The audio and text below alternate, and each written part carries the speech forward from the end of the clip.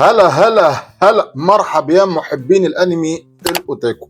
بصوا بقى يا جماعه، احنا النهارده مش جايين بقى نفتح ملفات السحر بقى والخداع البصري اللي بيحصل يا عم في الانمي، اللي هم بيبقى معتقدين ان هم كبنيين وكده، ان هم بيضحكوا على المشاهد.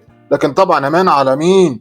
ده احنا المصريين، عيب عليك. بس بصراحه في حاجات كده كانت بتخش عليا، زي هل حصل معاك قبل كده ان انت شفت شخصية انمي قلت يا نهار ابيض، ايه ده البنت دي كيوت قوي، ايه يا عم، ده مش معقولة. وفجأة كده مرة واحدة اكتشفت يا عم ان هو شنب، وممكن الشنب ده يضربك علقة موت. النهاردة بقى انا يا عم مش جاي اهزر، احنا جايين نعالج الصدمات العاطفية اللي سابها لنا اليابانيين. الشخصيات اللي في الفيديو دي مش بس شكلهم بنات، لا، دول عدوا بمراحل الانوثه لدرجه ان انت هتبقى بتشك في نظرك. خليك بقى معايا لاخر الفيديو، عشان اول شخصيه رقم واحد في الفيديو ده في حد ذاتها الخازوق اللي في الانمي الكبير اللي في التاريخ، اللي لو عرفتها من غير ما تتصدم يبقى انت اكيد مش طبيعي.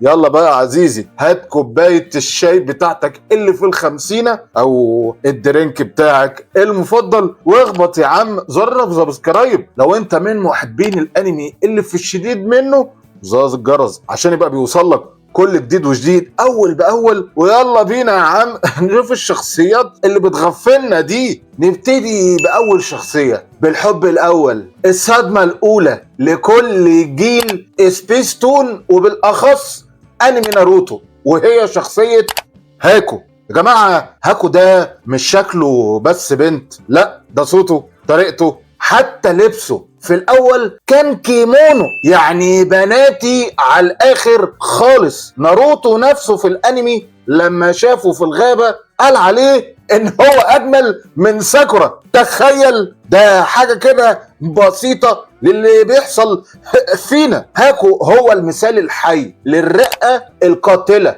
الرسام كيميشوتو كان قاصد كده تقريبا ان هو يصدمنا عشان يوصل لك رساله ان القوه مش بالشكل بس. بصراحه يا كيشيموتو، انت تعبت اعصابنا يا عم.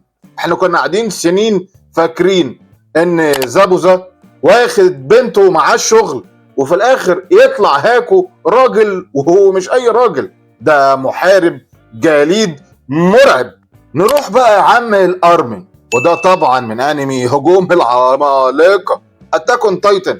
ارمن يا عزيزي في الجزء الاول كان ككوته كده خالص، ما تشكش فيه ان هو راجل، لا يعني ده بنت وش شعر اصفر قصير، ملامحه رقيقه جدا لدرجه ان في ناس من اللي بيتفرجوا على الانمي وانا واحد منهم عملنا نظريات ان هو بنت ومخبي نفسه عشان يبقى بيدخل الجيش. والمصيبه بقى يا عزيزي، المصيبه ان في شخصيه تانية في انمي ياهري اسمها توتسوكو سايكا.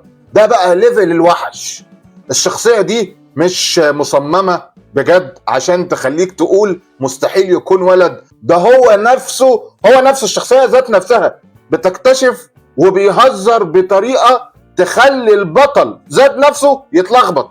ايه يا باندا، انتوا بتعملوا فينا ليه كده؟ بس الحقيقه واضح يا عم ان هما كده بيحبوا فكره البشنونن، يعني الشاب الجميل جدا، بس هما وسعت منهم شويه، قلبت كده ترافسكو حاجه كده تحس انها بقت خداع بصري. من بره بنت لكن حقيقه هو ولد.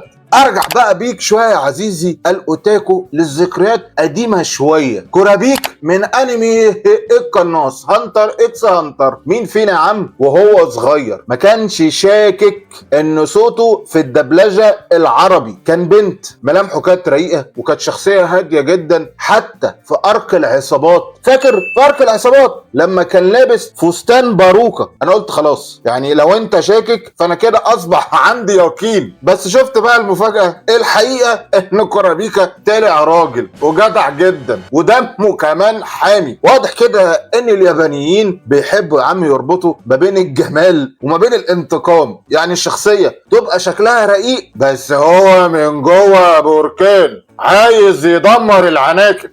بذمتك يا عم، بذمتك، ايه اول لقطة شفت فيها كورابيكا وقلت في ذات نفسك لا يا جماعة مستحيل، ده اكيد بنت؟ اكتب لي في الكومنتات وخلينا يا عم نشوف مين اللي لبس في الفخ ده زي كده. نيجي بقى يا عم لإينوسكي من انمي طبعا الديمون سلاير، قاتل الشياطين. الشخصية دي هي التعريف للصدمة الكهربائية. طول الوقت انت شايف واحد بجسم مرعب وعضلات ولابس راس خنزير وبيصرخ طول الوقت هجوم هجوم. احنا كجمهور قلنا خلاص ده ليفل الوحش في الرجولة. الصدمة كلها جت لما شال القناع. ايه ده يا جماعة؟ وش رقيق وعيون واسعة، ملامح بناتي، لدرجة ان تانجرو نفسه وقف كده مذهول ثواني. إينوسكي هو الفخ اللي بيثبت ان المؤلفين اليابانيين دول بيحبوا تقريبا يهزروا معانا جامد ولا ايه، بس هو واضح ان هزارهم غشيم شوية. تخيل كده لو واحد صوته كده خشن وبينهك زي الطور، بس وشه ينفع لموديل اعلانات شامبو. الفكرة هنا ان اليابان بتلعب على التناقض تقريبا، عايزين يوروك ان القوة الجسدية ممكن تجتمع عادي جدا مع الجمال الانوثي وكلها في شخصية واحدة، وده اللي يخلي الشخصية دي ليها بقى ايه شعبية مرعبة طبعا.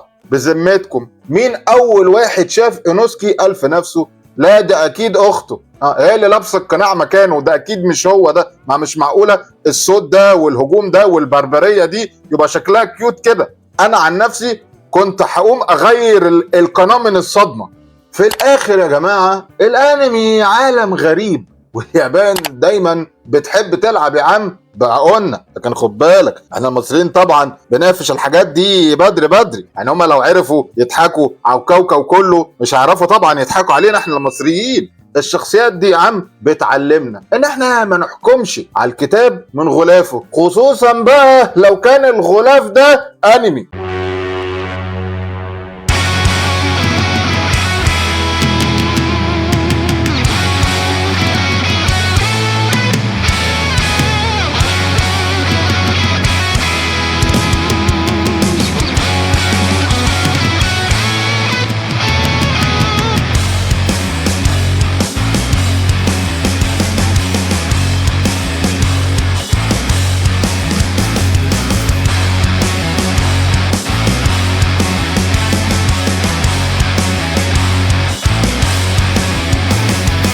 بس استنوا بقى، القفله الكبيره يا كوتش فين بقى الشخصيه اللي هقول لك عليها في الفيديو الجاي دي؟ بس بقى مش شكلها بنت، ده حرفيا بنت، بس الكل فاكرها ولد وعايشه حياتها كلها كده في واحد من اشهر انميات التاريخ. لو عرفتوا الشخصيه دي اكتبها لي يا عم في الكومنتات عشان اعرف ان انتوا وحوش ومكملين معايا. ما تنساش يا عم تخبط اللايك المتين واشترك بقى عشان توصلك الفيديوهات الشديده دي والجزء الثاني من السيريز دي. وسلام بقى يا وحوش، اشوفكم اعزائي محبين الانمي في فيديو جديد مع الدوك.